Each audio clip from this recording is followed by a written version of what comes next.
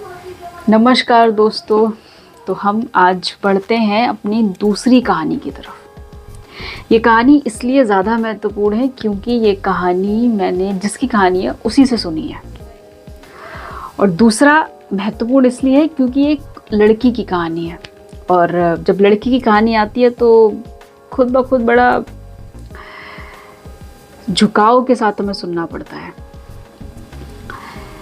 हमारे देश में ना आज भी लड़कियों के उड़ने पाबंदी है। चाहे आप किसी भी समाज से हो, किसी भी शहर से हो, चाहे आप बड़े से बड़े दिल्ली मुंबई शहर में रह रहे हो, बट लड़की हो ना तो कायदे में रहो। ये अभी भी है। और ये शायद भगवान का डायलॉग है ना कि लड़कियों के लिए समाज कभी बदलता नहीं है तो शायद कभी बदलेगा नहीं। हम सब ऐसे ही सोचते सुनते और सपने बुनते रह जाएंगे। उस लड़की के साथ क्या हुआ, उस लड़की ने अपने घर पे बोला कि मुझे दूसरे शहर जाके रहना है कुछ दिन के लिए, क्योंकि मुझे अपने गवर्नमेंट एग्ज़ाम की तैयारी करनी है। तो माँ बाप थोड़ा समझदार होंगे और उन्होंने बोला कि ठीक है, सरकारी नौकरी की तैयारी करनी है, बढ़िया बात है, करो, बढ़िया है, अच्छा है। तो उस लड़की ने एक आइडिया निकाला कि मैं सरकारी नौकरी की तैयारी के साथ साथ अपनी एक पायलट की तैयारी भी शुरू करूँगी। वो 3 साल बाहर रही, उन्होंने अपना कोर्स कंप्लीट किया, उन्होंने पायलट की ट्रेनिंग ली, वो एक पायलट हो गई अपने घर में बिना बताए। पर अफसोस की बात यह है कि जब उनके घर में पता लगा तो वो लोग खुश होने की बजाय मातम मनाए। उन्होंने मातम मनाया कि मेरे घर की बिटिया हवाई जहाज नहीं उड़ाएगी। क्यों? क्योंकि उसे उड़ाने के लिए देश विदेश जाना पड़ता है, इतनी दूर हम अपनी लड़की को नहीं भेजेंगे। है शॉकिंग। ऐसे हैं अभी भी हमारे देश में समाज। आपको पता है इस वक्त वो नौकरी क्या करती है? जिस लड़की ने सरकारी एग्ज़ाम की तैयारी के दौरान प्लेन चलाना सीख लिया हो, वो लड़की कितनी क्रिएटिव और कितनी होनहार होगी, मैं और आप तो शायद अंदाज़ा भी नहीं लगा सकते। उस लड़की ने अपने फादर के अकॉर्डिंग एक अपने ही शहर में एक नौकरी चुन ली, और वो थी प्राइवेट बैंक की नौकरी। प्राइवेट बैंकर बन गई वो।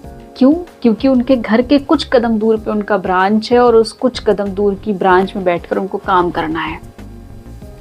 अब उनको आसमान में उड़ के देश विदेश की यात्राएं नहीं करनी है, क्योंकि वो उनके फादर अलाउ नहीं कर सकते थे, बिकॉज ऑफ कि वो लड़की थी। ऐसी कहानियां जब हमारे आसपास हो ना तो यार कुछ भी करके बोलो प्लीज। ज्यादा कुछ नहीं होगा, बगल वाले चाचा नाराज हो जाएंगे, ताऊ शायद बात नहीं करेंगे आपसे, पर कम से कम उस लड़की का जीवन संवर जाएगा। अगर उस घर में, उस सोसाइटी में, उस समाज में 2-4 लोगों ने आवाज़ उठा ली होती और शायद उसके सपोर्ट में आ गए होते तो आज हमारे सर के ऊपर से वो जहाज लेके जा रही होती, ना कि बैठ के वहाँ पे कस्टमर का अकाउंट और ये सब नहीं कर रही होती। तो खुद के लिए फाइट करना बहुत ज़रूरी है, पर समाज में एक सुधार आना भी बहुत ज़रूरी है कि फ़ाइट एक इंसान करेगा तो मरेगा ना। बहुत सारे लोग अगर खड़े हैं और एक ही लड़ रहा है, तो जब एक कोई लड़ रहा है तो उसका सपोर्ट करना है।